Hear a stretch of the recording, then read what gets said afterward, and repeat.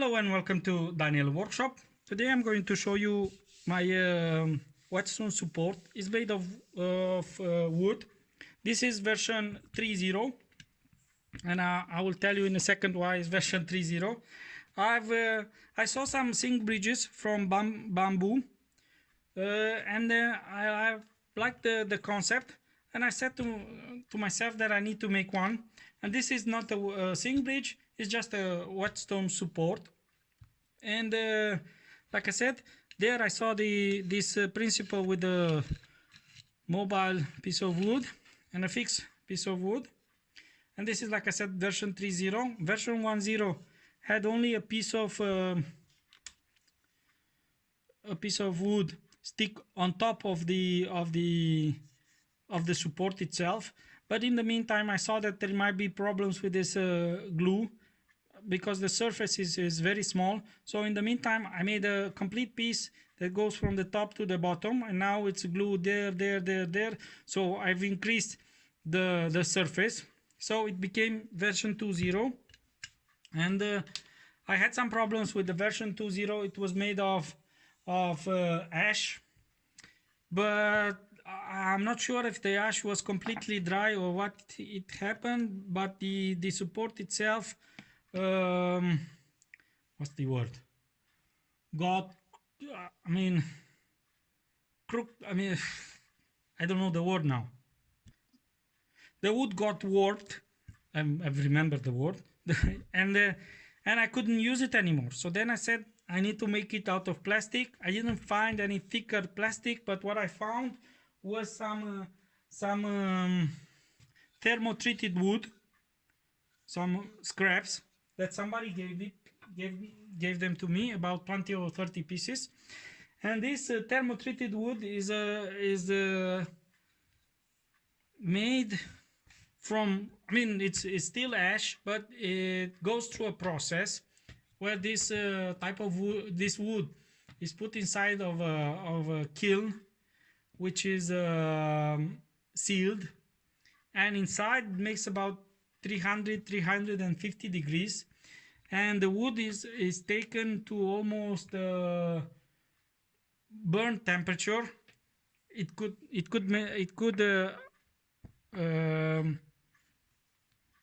get fired by itself, but because the room is sealed, there is not enough oxygen for the wood to burn. So with this process, the fibers of the wood they are crushed in together, and the wood is not warping anymore. The water cannot get inside the wood to warp it. So this kind of wood is used at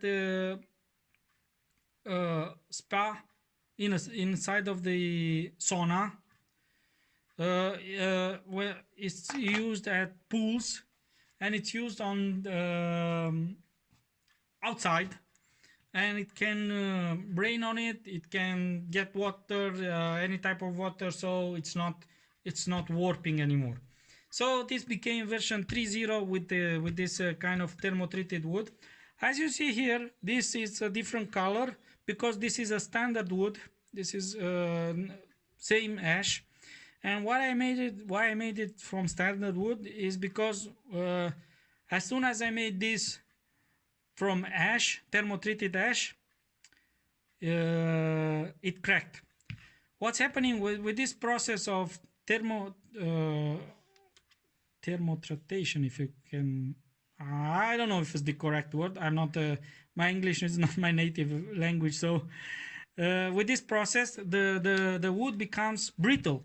So yeah, I show you here. I dropped it on the floor and a piece of wood just fell off because the wood, see here, it came off too. It becomes brittle. So this is one of the disadvantages of thermo treated wood. It's brittle. So once I made this out of thermo treated wood, when I tied it, it just cracked here. So I said, no, it's not good. I need to make this out of standard wood. So I made it out of ash, and I didn't have any problems. And like I said, this is version 3, and I think it's stable now. So once I made them, I coat them with a formula that I developed. This is beeswax with olive oil. I made it myself. It's about 2 parts beeswax, 1 part olive oil. I coat them in olive in this with this wax, because see, this is the new one, brand new one. This is mine that it's used. There is a little difference in color. That beeswax makes them shine again, and they look nice. So that's the reason I treat them with beeswax. And also it gives another coating to the wood, so the water just splash off. It doesn't sit on the wood to sip. I mean, it's not sipping in the wood, but it looks good. Anyway, it looks good. So let me talk about these my support. I made some which are a little thinner, because this one is it's kind of big, and I don't think it needs to be that big. Altogether, with the rubber feet, it lifts the stone about 15 to 16 millimeters from the table. So in this way, if you have this kind of small stones, no, not this one, let me show you this Arkansas stone. If you try to sharpen a knife directly on the table, the fingers are getting on the table, and it's very hard to get a correct position. But if you put it on a support, you have plenty of room underneath the knife, see, and then you can sharpen as you want. The support is designed to take the Sharpen and Naniva stones, which are 21 centimeters by 7 centimeters, same as the width of the support. It's 7 centimeters. Its total length is about 24.5 centimeters. The fixed part and the mobile part are about 7 millimeters in height. And now here I've put a screw that is flush with the mobile part, and I'll tell you in a second why.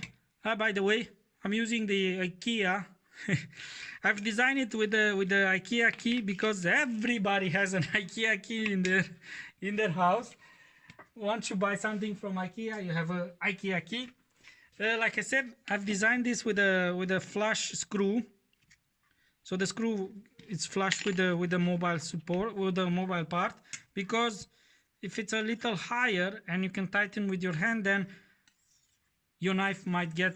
Let me show you. See, there is a distance now between the screw and the knife, and the knife. I mean, if it's raised over the mobile part, then you can't use the entire surface of the stone when you sharpen, and you need to be careful all the time. So that's the reason I've decided to put there a flush screw. On the back side, there is a channel that gets the nut, yeah. So, and it just travels back and forward, and that's it. The nut is almost flush with the surface of the support, but there are also the legs that raise it a little higher. And like I said, goes from the smallest stone that it can take is about 11 centimeters. That's my smallest stone, but if you have, you can design yours to take smaller stones too. And it's a real help. It's a real help for me, and I like it. As you saw, I've used it in this mine. I use it in several movies. This one is designed with a Phillips screw. This one is designed with Allen screw. It can be made with any screw that you have in home. The principle is here. You have two channels here, a narrow one and a wider one to get to, so the nut will travel in it and just securely sits in the channel itself. So more or less that's it. If you like my movie, I would be very happy to if you can press the like button. Like I told you in my previous movies, I'm not specialist. I'm just I'm a guy that likes to make all sorts of things, and I'm showing them to you. So I'll be very happy if you can subscribe to my channel. Leave me a comment if you have questions or anything else, and I'll try to answer. And like I said, subscribe, like, and share. And thank you for watching, and see you next time.